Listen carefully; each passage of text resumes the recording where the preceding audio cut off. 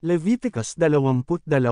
At sinalita ng Panginoon kay Moises na sinasabi, salitain mo kay Aaron at sa kanyang mga anak na sila'y magsihiwalay sa mga banal na bagay ng mga anak ni Israel, na ikinagiging banal nila sa akin, at huwag nilang lapastanganan ang aking banal na pangalan, ako ang Panginoon. Sabihin mo sa kanila, sinumang lalaki sa lahat ng inyong binhi sa buong panahon ng inyong lahi, na lumapit sa mga banal na bagay na ikinagiging banal ng mga anak ni Israel sa Panginoon, na taglay ang kanyang karumihan, ay ihihiwalay ang taong iyon sa harap ko, ako ang Panginoon. Sinumang lalaki sa binhi ni Aaron na may ketong o may agas, ay hindi kakain ng mga banal na bagay hanggang siya'y malinis. At ang humipo ng alinmang bagay na karumal-dumal dahil sa patay, o lalaking nilabasan ng binhi nito, o sinumang humipo ng anumang umuusad na makapagpaparumi, o lalaking makakahawa dahil sa alinmang karumihan niya. Ang lalaking humipo ng gayon ay magiging karumal-dumal hanggang sa hapon, at hindi kakain ng mga banal na bagay maliban na maligo siya sa tubig. At pagkalubog ng araw, ay magiging malinis siya, at pagkatapos ay makakakain ng mga banal na bagay, sapagkat siya niyang tinapay. Yaong bagay na namatay sa sarili, o nilapan ng mga ganid, ay huwag niyang kakanin, na makapagpapahawa sa kanya, ako ang Panginoon. Iingatan nga nila ang aking bilin, baka sila'y magkasala sa paraang iyan, at kanilang ikamatay, kung kanilang lapastanganan, ako ang Panginoon na nagpapadyang banal sa kanila. Hindi makakakain ang sinumang taga-ibang bayan ng banal na bagay, sinumang nakikipanuluyan sa saserdote, o aliping upahan niya ay hindi makakakain ng banal na bagay. Ngunit kung ang saserdote ay bumili ng sinumang tao sa kanyang salapi, ay makakakain ito, at gayon din ang aliping inianak sa kanyang bahay ay makakakain ng kanyang tinapay. At kung ang isang anak na babae ng saserdote ay mag-asawa sa isang taga-ibang bayan, ay hindi makakakain sa handog na itinaas sa mga banal na bagay.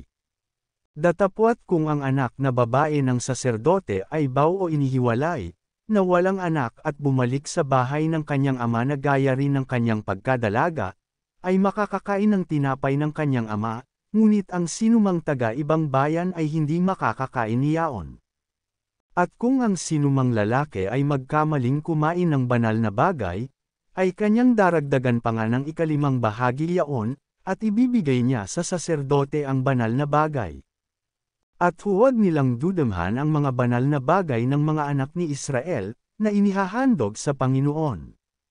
At gayon papasanin ang kasamaan ng nagtataglay ng sala, pagka kanilang kinakain ang kanilang mga banal na bagay, sapagkat ako ang Panginoon na nagpapadyang banal sa kanila. At sinalita ng Panginoon kay Moises na sinasabi, salitain mo kay Aaron at sa kanyang mga anak, at sa lahat ng mga anak ni Israel, at sabihin mo sa kanila, sinoman sa sangbahayan ni Israel, o sa mga taga-ibang bayan sa Israel, na maghahandog ng kanyang alay, maging anumang panata nila, o maging anumang kusang handog nila, na kanilang inihahandog sa Panginoon na pinakahandog na susunugan. Upang kayo'y tanggapin, ang inyong ihahandog ay lalaking hayop na walang kapintasan, sa mga baka, sa mga tupa, o sa mga kambing. Datapwat alinmang may kapintasan, ay huwag ninyong ihahandog, sapagkat hindi tatanggapin sa inyo. At sinumang maghandog sa Panginoon ng haing handog tungkol sa kapayapaan, sa pagtupad ng isang panata o kaya'y kusang handog, na mula sa bakahan o sa kawan ay kinakailangang sakdal, upang tanggapin, anumang kapintasan ay huwag magkakaroon.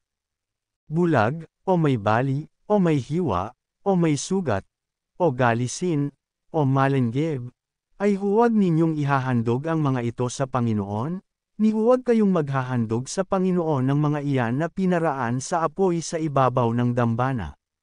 Maging toro o tupa na may anumang kuntil o kulang sa kanyang sangkap ng katawan, ay may hahandog mo na kusa, datapwat sa panata ay hindi tatanggapin.